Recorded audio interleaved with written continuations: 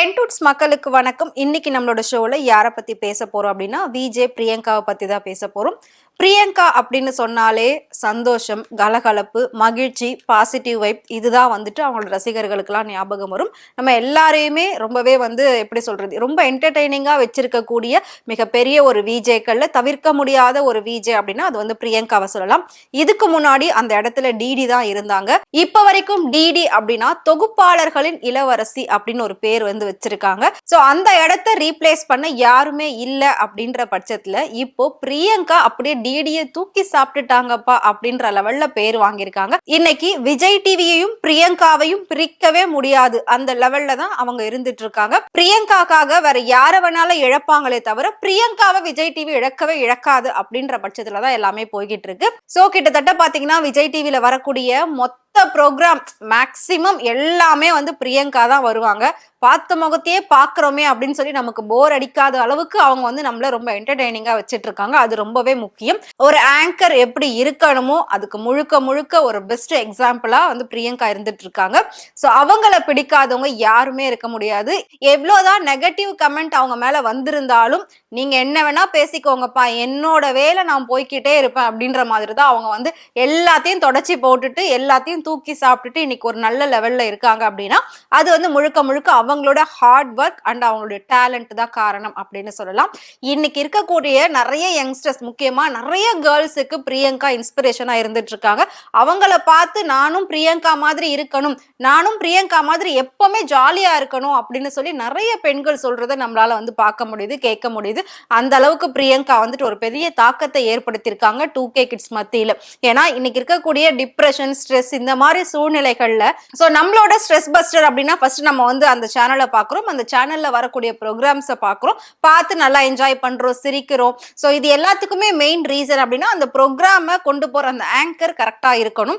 அவங்க பார்க்கக்கூடிய வேலை தான் அந்த ப்ரோக்ராம திரும்ப திரும்ப நம்மள பார்க்க வைக்கும். சோ அதுதான் ஒரு ஆங்கரோட வேலை. அதை தான் பிரியங்கா ரொம்ப கரெக்டா 100% பெர்ஃபெக்ட்டா பண்ணிட்டு இருக்காங்க. சோ பிரியங்காவை பத்தி சொல்லணும் அப்படின்னா இந்த மாதிரி நிறைய விஷயங்கள் இருக்கு, நம்ம சொல்லிக்கிட்டே போகலாம்.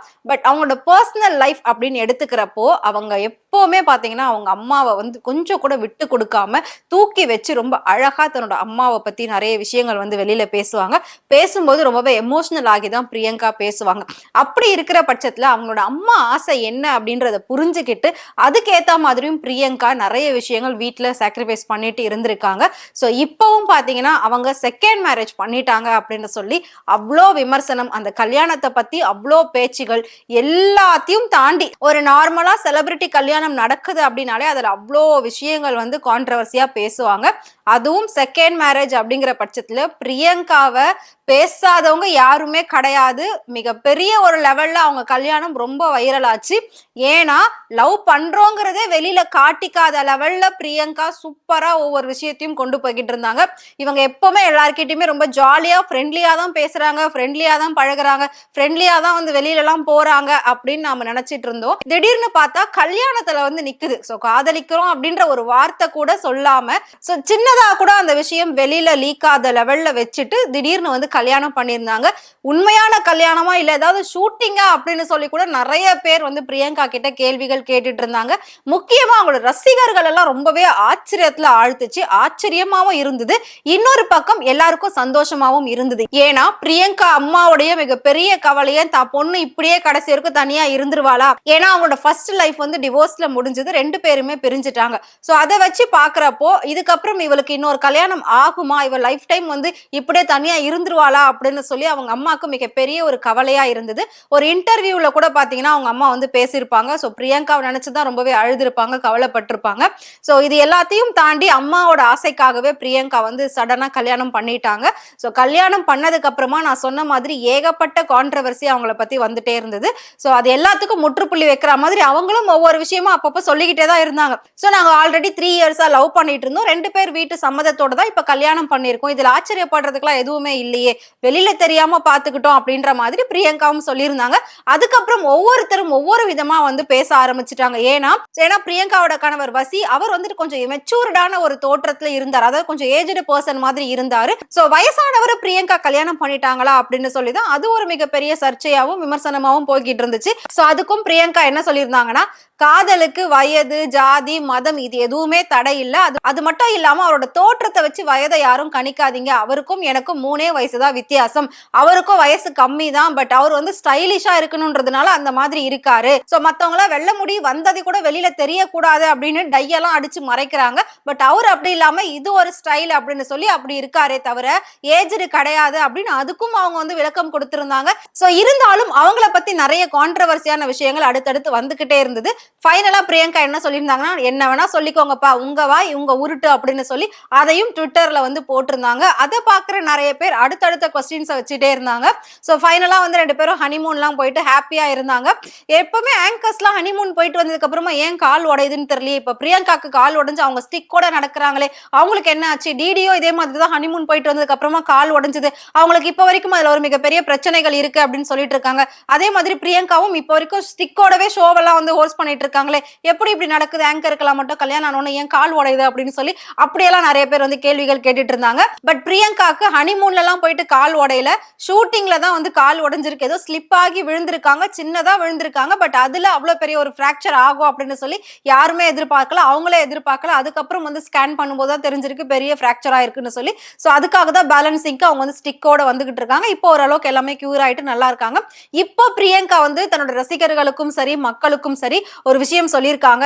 ஏன் அப்படின்னா, அவங்க கல்யாணத்துல ஆரம்பிச்ச அந்த கேள்விகள், அந்த பிரச்சனைகள், அந்த விமர்சனங்களுக்கு இப்ப முற்றுப்புள்ளி வைக்கிற மாதிரி ஒரு பதில் சொல்லியிருக்காங்க. என்னன்னா, ஏன்னா ஒவ்வொருத்தரும் அன்னையில இருந்து இன்னைக்கு வரைக்கும் என்னை பத்தி நிறைய பேசிக்கிட்டே இருக்கீங்க, என் ஹஸ்பண்ட வந்து நான் பணத்துக்காக தான் கல்யாணம் பண்ணிக்கிட்டேன் அப்படின்னு சொல்றீங்க, இன்னும் ஒரு சிலர் என்ன சொல்றீங்க, அவங்களுக்கு வெளிநாட்டுல நிறைய சொகுசு பங்களாக்கள் இருக்கு, சோ முழுக்க முழுக்க பிரியங்கா வந்து ஒரு பெரிய கோடீஸ்வரனை கல்யாணம் பண்ணிட்டாங்க, அதனாலதான் வந்து வயசானவரை கல்யாணம் பண்ணிட்டாங்க. இன்னொரு பக்கம் என்ன பேசுறீங்க, அவங்க வந்து பெரிய அரசியல்வாதி குடும்பத்தை சேர்ந்தவங்க அப்படின்னு சொல்றீங்க. பட் அந்த மாதிரிலாம் எதுவுமே கிடையாது. நான் இவ்வளவு வருஷம் சம்பாதிக்கிறேனே, அப்ப என்கிட்ட பணம் இருக்காதா? நான் ஒரு ஷோக்கு 3 to 5 லட்சம் ரூபாய் வரைக்கும் கூட அசால்ட்டா வாங்குறேனே, அப்ப என்கிட்ட பணம் இருக்காதா? இவ்வளவு வருஷம் நான் வந்து ஒரு பெரிய சேனல்ல ஒர்க் பண்ணிட்டு இருக்கேனே, அப்ப என்கிட்ட பணம் இருக்காதா அப்படின்னு சொல்லி திரும்ப திரும்ப என்கிட்ட பணம் இருக்காதா, என்கிட்ட பணம் இருக்காதா, நான் இன்னொரு பணக்காரர் நம்பியா கல்யாணம் பண்ணணும்? ஏன் இந்த மக்கள் வந்து யோசிக்காம பேசுறீங்க? படிச்சவங்களுக்கு தான் நிறைய விஷயங்கள் தெரியும் அப்படின்னு சொல்லுவாங்க, ஆனா இப்ப படிச்சவங்களே முட்டாள்தனமான விஷயங்களை தான் பேசிட்டு இருக்காங்க, கேள்விகள் முட்டாள்தனமா கேட்டுக்கிட்டு இருக்காங்க. என்கிட்ட இல்லாத பணம் ஒண்ணும் அவர்கிட்ட கிடையாது, நான் வந்து அவரை பணத்துக்காகலாம் லவ் பண்ணல, எனக்கு அவர் ஒரு பெஸ்ட் ஃப்ரெண்டா இருந்தாரு ஃபர்ஸ்ட், அதுக்கப்புறம் அண்டர்ஸ்டாண்டிங் நல்லா இருந்தது, சோ அடுத்ததுதான் அந்த ஃப்ரெண்ட்ஷிப் லவ்வா மாறுச்சு, சோ 2 ஃபேமிலிஸும் மீட் பண்ணி எல்லாமே முடிவு பண்ணி எல்லாமே பாசிட்டிவா அமைஞ்சதுனால கல்யாணத்துக்குள்ள நாங்க போனோம், இப்ப வரைக்கும் நாங்க வந்து ஹாப்பியா தான் இருக்கும். பட் ஃபியூச்சர்ல என்ன நடக்கும் அப்படின்றது யாராலையுமே கெஸ் பண்ணவே முடியாது. இன்னைக்கு வரைக்கும் நாங்க சந்தோஷமா இருக்கோம், நான் அவரை பணத்துக்காக கல்யாணம் பண்ணல, அவர் என்ன பணத்துக்காக கல்யாணம் பண்ணல. இதே மாதிரி நிறைய பேர் மத்தவங்களோட என்ன கம்பேர் பண்ணி பேசுறீங்க, வனிதா விஜயகுமார் வந்து கல்யாணம் பண்ணியிருந்தாங்க பீட்டரை, சோ அதே மாதிரி தான் நாங்க பண்ணிருக்கோம்னு சொல்லிங்க, அவங்களோட சேர்த்து வச்சு எங்களை எல்லாம் பேசுறீங்க, அப்படிலாம் தயவு செஞ்சு பேசாதீங்க, நாங்க வேற அவங்க வேற, சோ பீட்டர் வேற என்னோட ஹஸ்பண்ட் வசி வேற அப்படிங்கிற மாதிரி பிரியங்கா நிறைய விஷயங்களை வந்து பேசியிருக்காங்க, நிறைய விஷயங்களை சொல்லியிருக்காங்க முக்கியமா ரசிகர்களுக்கு. சோ இதுக்கப்புறம் யாரோ எங்களை பத்தியோ எங்களோட கல்யாணத்தை பத்தியோ முக்கியமா என் கணவரை பத்தியோ என்னோட கேரக்டரை பத்தியோ பேசவே கூடாது அப்படின்ற மாதிரி அவங்க வந்து முற்றுப்புள்ளி வைக்கிற விதமா நிறைய பதில்கள் கொடுத்திருக்காங்க. சோ பணத்துக்காக யாருமே கல்யாணம் பண்றது இல்லைங்க, யாரு மேல எப்போ காதல் வரும்னு தெரியாது, வந்ததுக்கு அப்புறமா தான் நிறைய பிரச்சனைகளை நம்ம பாக்குறோம், பட் பணத்தை பார்த்து யாருக்குமே காதல் வர்றது கிடையாது, பணத்தை பார்த்து வந்தா அதுக்கு பேர் காதலும் கிடையாது அப்படின்ற மாதிரி அவங்க சொல்லியிருக்காங்க. சோ இது வந்து உண்மையான விஷயம் தான் அவங்க சொன்னது, மனசுக்கு பிடிச்சிருக்கு அதனால காதலிச்சு கல்யாணம் பண்ணிக்கிட்டாங்க, இதுல உங்களுக்கு என்னங்க பிரச்சனை? நான் ஒரு ஆங்கரா இருந்தா என்னை பார்த்து ரசிச்சுட்டு போங்க, அதை விட்டுட்டு என்னோட கல்யாணத்தையும் என்ன பத்தியும் என் லைஃபை பத்தியும் வந்து தேவையில்லாம பேசாதீங்க அப்படின்ற மாதிரியும் சொல்லியிருக்காங்க. சோ பிரியங்கா அப்படின்னாலே மேக்சிமம் ஒரு கலகலப்பு சந்தோஷம் இதுதான் இருக்கும், எப்பவுமே அவங்க சுத்தி இருக்கக்கூடிய எல்லாரையுமே ரொம்ப ஹாப்பியா வச்சுப்பாங்க, அவங்க இருக்கிற இடமே ரொம்ப கலகலப்பா இருக்கும், இந்த மாதிரி தான் அவங்களுக்கு வந்து பேரு கொடுத்திருந்தாங்க. நடுவுல திடீர்னு பாத்தீங்கன்னா குக் வித் கோமாளி ஷோல மணிமேகலை வந்து ஆங்கரிங் பண்ணியிருப்பாங்க, அதுல பிரியங்கா வந்து குக்கா கலந்துருப்பாங்க, சோ அதுல அவங்க 2 பேருக்கு பயங்கர கிளாஷ் ஆகி மணிமேகலை அந்த சேனலை விட்டு வெளியெல்லாம் போயிட்டு உடனே பிரியங்கா பிரியங்கா மேல நிறைய குற்றச்சாட்டுகள்லாம் வச்சிருந்தாங்க.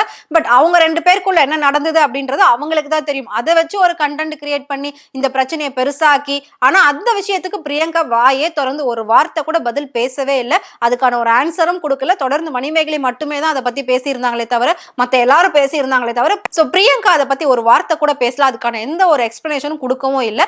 ஏன்னா அவங்க மேல தப்பு இல்லை அப்படின்னு சொல்லி அவங்க 100% ட்ரூவா நம்புறாங்க. சோ இதுக்கெல்லாம் நம்ம வந்து எக்ஸ்பிளைன் பண்ணணும்ன்ற எந்த ஒரு அவசியமும் இல்லை அப்படின்ற பட்சத்துல அவங்க சைலண்டா விட்டுட்டாங்க. அதுக்கப்புறம் அந்த பிரச்சனையே வந்து இப்ப இல்லாத மாதிரி சைலண்டா போயிடுச்சு. இப்ப அந்த பிரச்சனை இருந்ததா அப்படின்ற மாதிரி எல்லாருக்குள்ளேயும் ஒரு கேள்விதான் இருக்கே தவிர சோ ஒரு விஷயத்தை நம்ம தொடர்ந்து பேசிக்கிட்டே இருக்கிறதுனால அது பிரச்சனை பெருசாகுமே தவிர அது முடியாது. அது முடியணும் அப்படின்றதுக்காக தான் நான் சைலண்டா இருந்தேன். சைலண்டா இருந்ததுனாலதான் அது சீக்கிரம் முடிஞ்சது அப்படின்ற மாதிரியும் பிரியங்கா சொல்லியிருக்காங்க. சோ பிரியங்காவை உங்களுக்கு பிடிக்கும் அப்படின்னு நினைச்சீங்கன்னா மறக்காம அவங்கள பத்தி கமெண்ட் பாக்ஸ்ல கமெண்ட் பண்ணுங்க. இதே மாதிரி சினிமா பத்தியும் சினிமா நடிகர் நடிகைகளை பத்தியும் டே பை டே அப்டேட் நீங்க தெரிஞ்சுக்கணும் அப்படின்னு நினைச்சீங்கன்னா மறக்காம ஃப்ரெண்ட் சேனல் ஃபாலோ பண்ணிக்கோங்க.